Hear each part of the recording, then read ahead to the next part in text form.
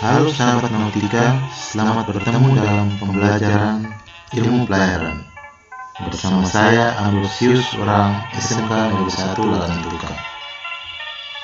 Bentuk dan ukuran bumi. Umumnya manusia berlayar dengan mencari jarak terdekat. Misalkan karena pengaruh ombak, arus, angin, maka jarak yang terpendek belum tentu dapat ditempuh dalam waktu yang tersingkat. Dapat saja terjadi bahwa jarak yang panjang adalah pelayaran yang ditempuh dalam waktu yang lebih singkat. Pun sebaliknya, karena terdapat halangan atau rintangan pada jarak yang terdekat, misalnya karang atau kerangka kapal, sehingga waktu tempuh menjadi lebih lama, karena kapal sedapat mungkin berlayar dengan menghindari keadaan tersebut.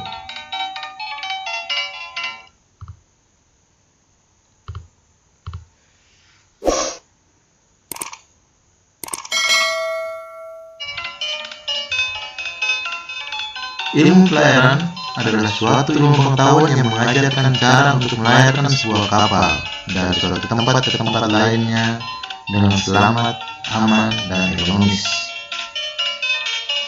Ilmu pelayaran dibedakan atas 3. Ilmu pelayaran datar, ilmu pelayaran astronomi, dan ilmu pelayaran elektronik. Ilmu pelayaran datar adalah ilmu pelayaran yang menggunakan benda-benda bumiawi seperti pulau, gunung, tanjung, suar, dan sebagainya sebagai pedoman dalam membawa kapal dari satu tempat ke tempat yang lain. Ilmu pelayaran astronomi adalah ilmu pelayaran yang menggunakan benda-benda angkasa seperti matahari, bulan, bintang, dan sebagainya sebagai pedoman dalam membawa kapal dari satu tempat ke tempat yang lain. Sedangkan ilmu pelayaran elektronik adalah ilmu pelayaran yang berdasarkan atas alat-alat elektronik seperti radio pencari arah atau RDF, radar, LORAN, DK, GPS, dan sebagainya. Bentuk bumi. Bumi kita berbentuk bulat. Bahwa bumi berbentuk bulat dapat dibuktikan dari keadaan-keadaan sebagai berikut. Pertama, sebuah kapal berlayar yang datang mendekat, mula-mula akan terlihat tiang-tiangnya terlebih dahulu, baru nampak anjungannya, kemudian seluruh badan kapal. Kedua, adanya perbedaan waktu dan adanya siang dan malam. Ketiga, jika orang berjalan lurus dengan arah yang tetap, maka ia akan tiba kembali di tempat semula.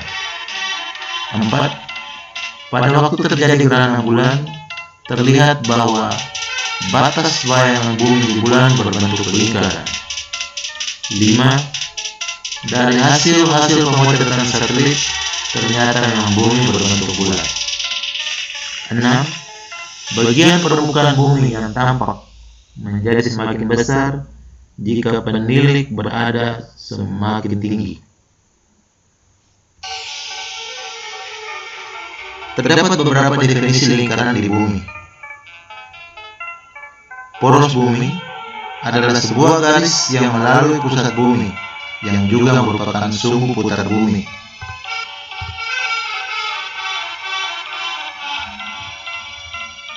Poros bumi merupakan garis menengah bola bumi, keliling mana bumi berputar dalam satu hari. Untuk satu putaran bumi dibutuhkan waktu sekitar 23 jam, 56 menit, dan 4 detik. Kutub-kutub adalah titik potong permukaan bumi dengan poros bumi. Jadi, poros bumi memotong bumi pada 2 titik. Yang di utara disebut kutub utara, dan yang di selatan disebut kutub selatan.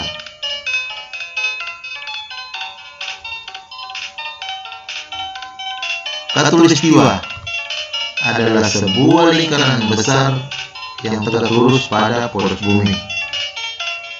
Khatulistiwa membagi bumi atas 2 bagian yang sama besar, yaitu belahan bumi utara dan belahan bumi selatan. Khatulistiwa merupakan sebuah lingkaran besar pada jarak 90 derajat dari kutub-kutub. Jajar adalah lingkaran-lingkaran kecil yang sejajar dengan khatulistiwa. Lingkaran balik adalah jajar yang letaknya 23,5 derajat dari khatulistiwa. Lingkaran balik yang letaknya di belahan bumi bagian utara disebut lingkaran balik Mengkara. Sedangkan lingkaran balik yang letaknya di belahan bumi selatan disebut lingkaran balik Jadayat. Lingkaran kutub adalah jajar yang letaknya 66,5 derajat dari khatulistiwa. Yang letaknya di belahan bumi bagian utara disebut lingkaran kutub utara, dan yang letaknya di belahan bumi bagian selatan disebut lingkaran kutub selatan.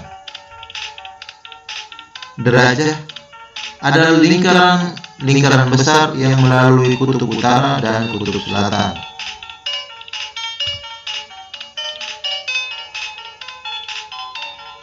Lingkaran bujur adalah sebagian derajat dari kutub sampai kutub. Derajat pertama adalah lingkaran bujur yang melalui Greenwich. Derajat pertama adalah patokan waktu di seluruh bumi. Derajat pertama disebut juga dengan derajat nol.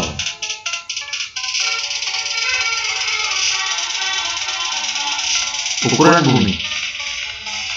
Ukuran bumi ditentukan dengan jalan pengukuran derajat, yaitu mengukur panjang busur suatu derajat di bumi. Pengukuran ini terdiri atas yang pertama bagian astronomi, yaitu menentukan perubahan lintang atau delta lintang antara dua buah titik pada derajat yang sama. Yang kedua bagian bumiawi, yaitu menentukan jarak antara dua buah titik pada derajat yang sama. Mil laut atau International Nautical Mile. Nilai dari 1 mil laut atau 1 nm adalah 1,852 km atau 1852 meter. Angka 1852 meter ini diperoleh dari: yang pertama, nilai menengah dari panjang 1 menit derajat, di mana 1 menit derajat pada khatulistiwa besarnya adalah 1861 meter, dan 1 menit derajat pada kutub besarnya adalah 1843 meter. Sehingga nilai menengah dari 1 menit derajat diperoleh dengan cara panjang 1 menit derajat pada khatulistiwa ditambah panjang 1 menit derajat pada kutub dibagi dengan 2, diperoleh angka 1852 meter. Pada lintang 45 derajat, panjang 1 menit derajat adalah sama dengan 1 mil laut. Kedua, keliling bumi. Diketahui bahwa keliling bumi yang berbentuk bola adalah 40 juta meter.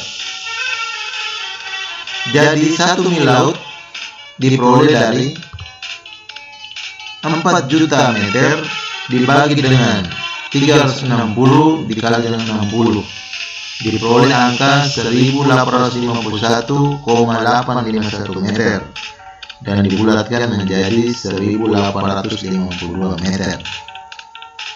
Yang ketiga, di dalam ilmu pelayaran, panjang jari-jari bumi yang berbentuk bola adalah sebesar 6.370 km.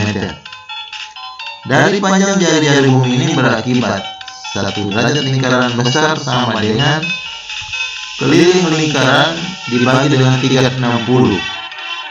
Di sini rumus keliling lingkaran adalah 2pi dikalikan dengan jari-jari. 2pi dikalikan dengan 6.370 dibagi dengan 1 keliling lingkaran 360. diperoleh angka 111,12 km atau 111.120 meter. Jadi 1 derajat lingkaran besar sama dengan 111.120 meter dibagi dengan 60, diperoleh angka 1.852 meter. Maka 1 mil laut adalah 1 menit lingkaran besar dari bumi yang berbentuk bola. Demikian yang dapat disajikan pada pembelajaran ini. Semoga dapat membawa manfaat untuk kita sekalian. Jika ada pertanyaan atau koreksi, silakan dicantumkan pada kolom komentar.